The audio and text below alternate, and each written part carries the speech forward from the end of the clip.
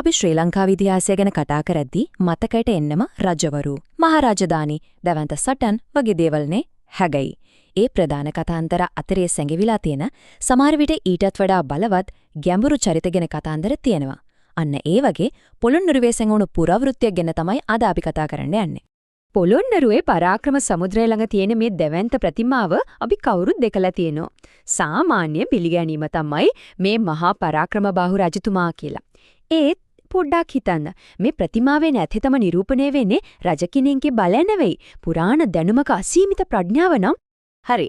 එහෙනම් අපි මේ අභිරහස ගැන ටිකක් ගැඹුරටම හාරලා බලමු. මේ ප්‍රහායලිකාව විසඳන්න නම් මුලින්ම දැනට හැමෝම පිළිගන්න මතේ මොකක්ද කියලා හරියටම තේරුම් ගන්න ඕන. ඔව් අපි පොඩි කාලේ ඉඳන් ඉස්කෝලේ පොත්වල සංචාරක මග පෙන්වීම් වල හැම තැනකම වගේ දැකලා අහලා තියෙන්නේ මේ පරාක්‍රමබාහු රජතුමාගේ ප්‍රතිමාව කියලයි. ඒක තමයි මෙච්චර කාල තිබුණු ප්‍රධාන මතය. හැබැයි දැයි ත්‍රබල විකල්ප මතයක් මතුවලා තිරෙනවා. ඒ මතයට අනුව මේ රජ කෙනෙක් නෙවෙයි මේ තවයි හෙල්ල ඉතිහාසයේ පහළ වුණු ශ්‍රේෂ්ඨතම ප්‍රඥාන්ගෙන් කෙනෙක්. රාවණ රජුගේ පවා මුත්තනවන් වුණු මහා බල සම්පන්න පුලස්ති ඍෂිවරයා. ඉතින් කවුද ඇත්තටම මේ පුලස්ති ඍෂිවරයා? එතුමාගේ නම කොහොමද මේ පොළොන්නරුවේ තියෙන ප්‍රතිමාවත් එක්ක සම්බන්ධ වෙන්නේ? අපි එතුමාගේ පුරාවෘත්තය ගැන ටිකෙන් ටික හොයලා බලමු.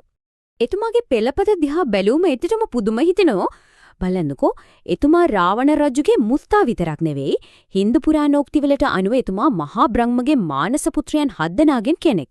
ඒ කියන්නේ එතුමාගේ බලයයි දැනුමයි දිව්‍යමය මට්ටමක තිබුණා කියන එකනේ.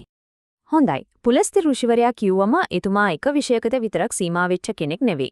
වෛද්‍ය විද්‍යාවේ ඉඳන් ජ්‍යොතිෂය දක්වා තවත් ක්ෂේත්‍ර ගණනාවකම අසමසම ප්‍රවීණියෙක්. මුලින්ම අපි බලමු වෛද්‍ය විද්‍යාවට එතුමාගෙන් ලැබුණු දායකත්වය. මොකද ඒක ඇත්තමෙන් පුදුම සහගතයි. හිතන්නකෝ ආයුර්වේදයේ ලෝකෙට හඳුන්වලා දුන්නා කියන ධන්වන්තරයට පවා ඉගෙනුවේ පුලස්ති ඍෂිවරයා කියලා මූලාශ්‍රවල සඳහන් වෙනවා. ඒ විතරක් නෙවෙයි හිමාලයේ පවත්පපු පළවෙනිම මහා වෛද්‍ය සමුළුවට සහභාගී වෙලා තියෙනවා. මාලිගාවෙල රෝහලක් පවත්වාගෙන ගිහින් තියෙනවා. ඊටත් එහා ගිහින් ග්‍රීක වෛද්‍ය ක්‍රමයකට පවා එතුමාගේ නම සම්බන්ධ වෙනවා. ඒකෙම තේරෙනවනේ එතුමාගේ දැනුම කොයිතරම් දුරට පැතිරිලා තිබුණාද කියලා.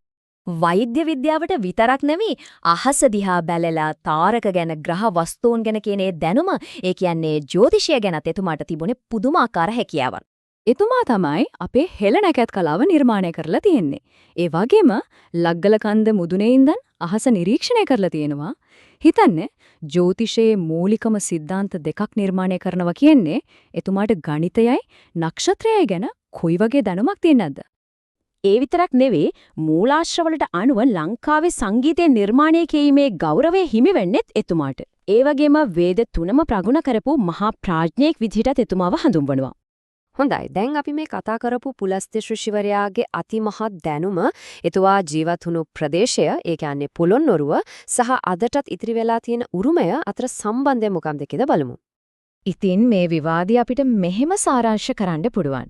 එක පැත්තකින් තියෙනවා රාජකීය බලය සංකේතවත් කරන පරාක්‍රමබාහු රජතුමා කියන මතය.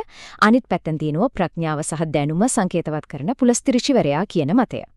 මේ පුලස්ති ඍෂි මතයට පක්ෂවා තියෙන ප්‍රබලම සාක්ෂියක් තමයි මේක. මූලාශ්‍රවල පැහැදිලිවම කියනවා මේ ප්‍රතිමාවේ කිසිම රාජකීය ආභරණයක්, කිරුලක්, එහෙමත් නැත්නම් රජ කෙනෙක් නිරූපණය කරන කිසිම සලකුණක් දකින්නට නැහැ කියලා. ඒ වගේම තවත් සාක්ෂි තියෙනවා. පොළොන්නරුවට ඉස්සර කියපු නම මොකද්ද? පුලස්තිපුර. ඒ කියන්නේ පුලස්තිගේ නගරය. මහා වංශයේ පවා එක තහවුරු කරනවා. ඒ වගේම ප්‍රතිමාවේ පිටිපස්සේ පුලතිස්සා කියලා නම කොටලා තියෙනවා කියලා සමහර මූලාශ්‍රවල සඳහන් වෙනවා. හැබැයි වැදගත්ම දේ තමයි අතේ තියෙන රාජකීය බලයේ සංකේතයක් නෙවෙයි දැනුම සංකේතවත් කරන පුස්කොළ පොතක් වීම. මේකත් පුදුම හිතන කාරණාව. මූලාශ්‍රවලට අනුව එතුමා අද කාලයේ විදියට ගණනය කළොත් අවුරුදු 200කට ආසන්න කාලයක් ජීවත් වෙලා තියෙනවා. මේකෙන් එතුමාගේ පුරාවෘත්තීය ස්වභාවය තවත් හොඳටම ඉස්මතු වෙනවා.